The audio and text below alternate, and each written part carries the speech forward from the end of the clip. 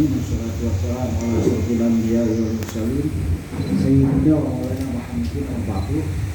Yang saya hormati Pak Kabid Urais dan Pak Kabid Potret, Bapak-bapak Kasih, Bapak Kepala KUA, Ibu-ibu dan Bapak Penghulu dan Penghulu KUA Biringkanaya.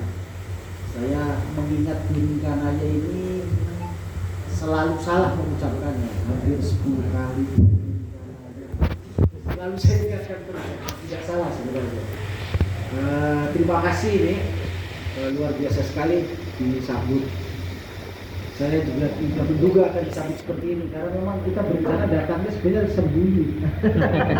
Tapi cuma karena semalam sudah dengan Pak Kabid, jadi ternyata kaget juga saya. Saya tidak terbiasa disambut seperti ini.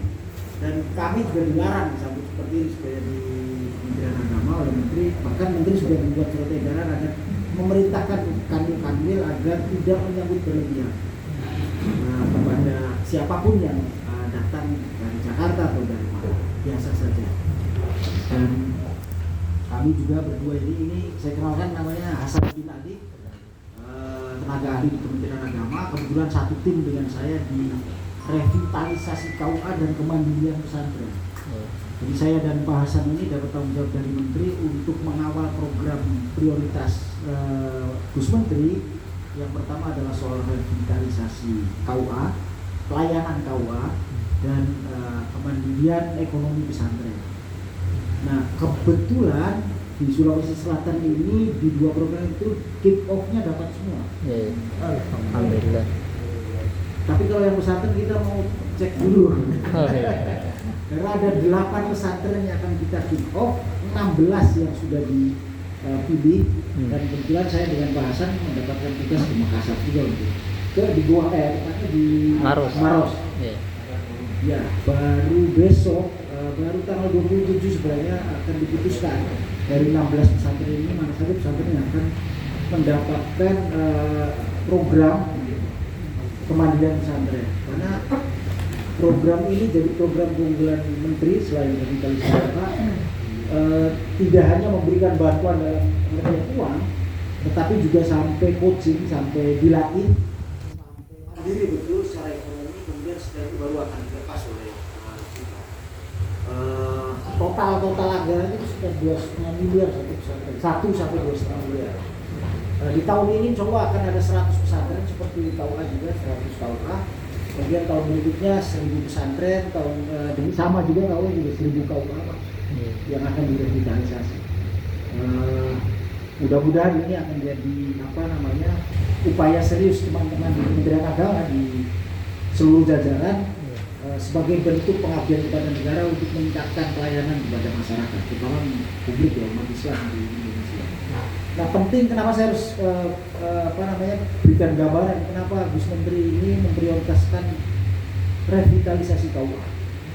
Gus Menteri menyampaikan begini, di awal di tim Gus Menteri ada sekitar 8 orang tim Gus Menteri, staf khusus 4 orang, tenaga ahli 4 orang. Itu menyampaikan bahwa ujung tombak Kementerian Agama itu sebenarnya adalah KUA. KUA itu adalah etalase, wajah asli dari Kementerian Agama. Karena dia yang paling depan. Kantor Kementerian Agama di kabupaten sudah agak naik, tidak semua orang bisa mengakses. Kemudian kantor Kementerian Provinsi apalagi di Jakarta. Jadi yang sering berhubungan langsung dengan masyarakat basis atau desa itu adalah KUA. Nah, sekarang pertanyaan kemudian, orang datang KUA kapan? Ternyata rata-rata orang datang KUA itu seumur hidup 1 kali. Ketika mau menikah saja. Atau menikah saja, setelah itu tidak ada lagi. Saya nggak tahu, yang sering datang ke KUA berarti sering menikah.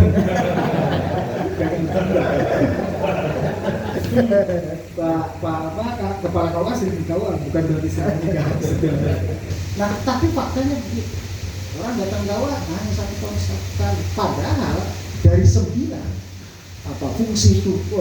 fungsi KUA itu 7 atau 6 itu adalah layanan. Maka kemudian kalau kita membandingkan dengan lembaga lain atau kementerian dan lembaga lain, bahasa saya cerita soal KTP. Mengurus KTP di Jakarta itu sekarang sudah tidak terlalu sulit. Orang bahkan tidak harus datang atau foto lagi. Ya bahkan sekarang dikirim SIM itu di Jakarta dikirim ke rumahnya oleh polisi. Saya nggak tahu polisinya iseng banget dari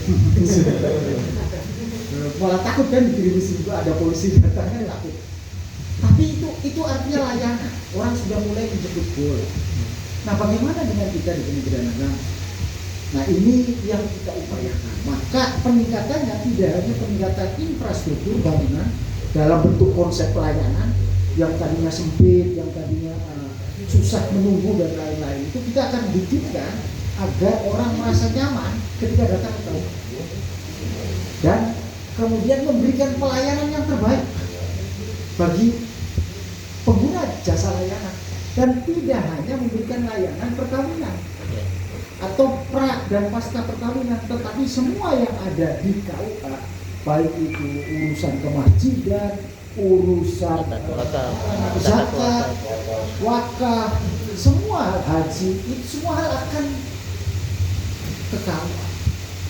Nah ini yang sedang namanya revitalisasi yang akan diupayakan.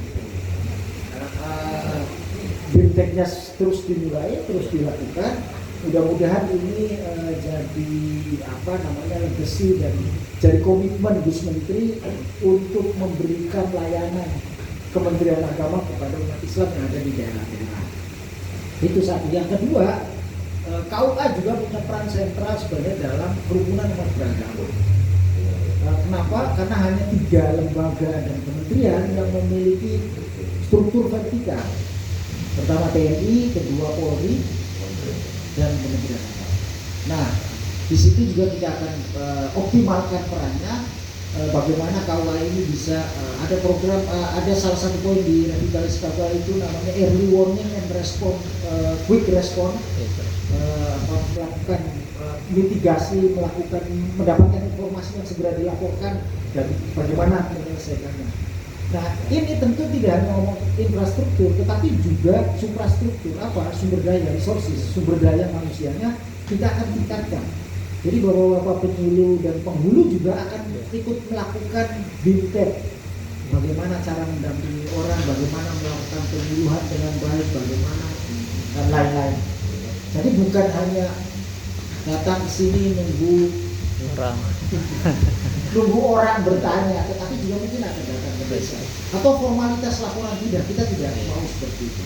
Di diskusi di Bimas dengan Dirjen Bimas misalnya Pak Kamarudin orang Sulawesi juga, dia menyampaikan beliau sedang mengusahakan menaikkan gaji penyuluh PNS. Tapi usahakan saya tidak jadi, ini lagi diusahakan. Saya tidak jadi.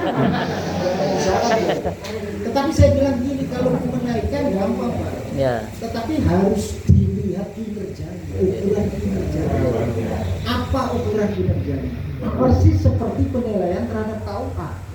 KUA dianggap tipe A karena jumlah perkawinan. Bayangkan Pak, di Bali dan di Papua, KUA itu seumur hidup tidak pernah A.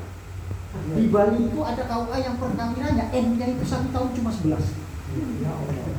Ya karena di sana mayoritas umat Hindu. Bagaimana cara mengukur pelayanan KUA dengan jumlah perkawinan? Maka kita juga ingin melakukan perubahan. Jadi ukurannya tipe itu bukan jumlah, tetapi bagaimana kinerja layanan KUA. Termasuk menambah biaya operasional KUA. Yang rata-rata 3 juta kalau tidak salah ya. 5 juta. Mungkin bisa ditambahkan jadi 10 juta, bahkan 15 juta dengan cara melakukan penilaian kinerja, bukan lagi ukuran perkawinan. Kenapa? Karena banyak nanti KUA di Indonesia yang tidak akan pernah sampai kiamat tidak pernah A. Ya di Nias, di Manado, di daerah tertentu, di Papua, di NTT, di Bali. Sekali lagi jumlah N-nya di Bali ada yang 11. Artinya 1 bulan itu 1 kali cuma ada pernikahan. Nah itu bayangkan. Maka cara penilaian seperti itu kita evaluasi. Mudah-mudahan ini menjadi komitmen kita semua, dan diharapkan bapak-bapak dan ibu-ibu juga melakukan hal yang sama. Bahwa dan ibu-ibu ini enak loh, kerjanya sudah ada waktu berangkat mungkin jam 9 atau jam 8 pulang jam 3 kalau bulan puasa kan selesai. Saya dengan Pak Hasan ini nggak punya waktu dan nggak punya hari. Kerjanya nggak ada jamnya. Jam berapapun kalau dipanggil menteri ya harus datang dan harus menyelesaikan banyak. Nah ini saya ada di Makassar sudah WA terus kapan pulang. Saya ini kan lagi ngurus program KPM di Sementara. Iya, karena memang harus segera di Jakarta, tidak banyak waktu untuk bisa. Alhamdulillah bisa silaturahim. Terima kasih untuk atas sambutannya, saya merasa terhormat dan bangga disambut oleh Bapak dan Ibu sekalian.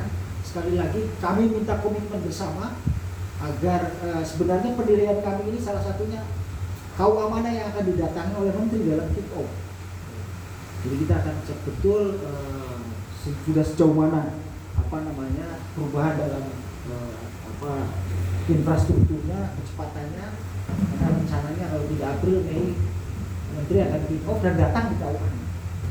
Nah, ada 6 KUA. April akhir kita akan cek lagi satu kali lagi mulai dari Sidoarjo di Jawa Timur, kemudian di Jogja itu di Sewon, kemudian di Banjarnegara, kemudian di Kuningan Jawa Barat, Lampung dan Sulawesi. Insya Allah akhir April saya akan datang lagi, tapi saya tidak akan kasih tahu kapan dan saya tidak akan lapor biar tidak seperti ini lagi. Nanti lapornya ke Pak Urai saja, nanti jemputnya juga biasa saja nggak usah. Begitu kira-kira. Nanti Pak Hasan akan menjelaskan sedikit soal, karena beliau yang melakukan penilaian, saya tidak gini. Beliau ini ahli pelayanan sebenarnya. Jadi beliau ahli pelayanan, dia membantu Gus Menteri di awal. Terima kasih dari saya, mohon maaf Pak Hasan, silakan kasih Pak gagasan-gagasan soal reform dari KUA yang selama ini Pak Hasan dampingi. Akhirul kalam, wallahul muwaffiq ila aqwamit thoriq. Wassalamualaikum warahmatullahi wabarakatuh.